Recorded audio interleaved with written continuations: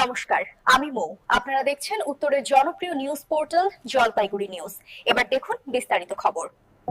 জলপাইগুড়ি শহরে একের পর এক মন্দিরে চুরির ঘটনার রেশ কাটতে না কাটতে ফের চাঞ্চল্য। শনিবার সকালে সেনপাড়া কালীভিটা মন্দিরে দানবাক্স ভেঙে চুরির ঘটনা প্রকাশ্যে আসে। সকালে মন্দির খুলতেই ভাঙা তালা ও উধাও দানবাক্স দেখে হতবাক হয়ে যান স্থানীয় ভক্তরা।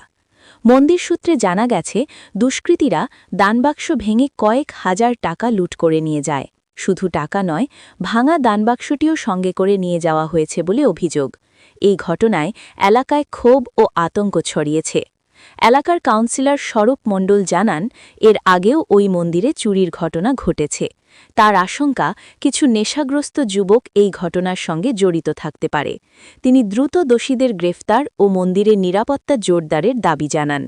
খবর পেয়ে ঘটনাস্থলে পৌঁছায় জলপাইগুড়ি থানার পুলিশ।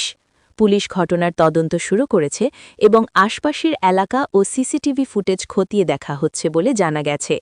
একের পর এক মন্দিরে চুরির ঘটনায় শহরের ধর্মীয় স্থাপনার নিরাপত্তা নিয়ে নতুন করে প্রশ্ন উঠছে।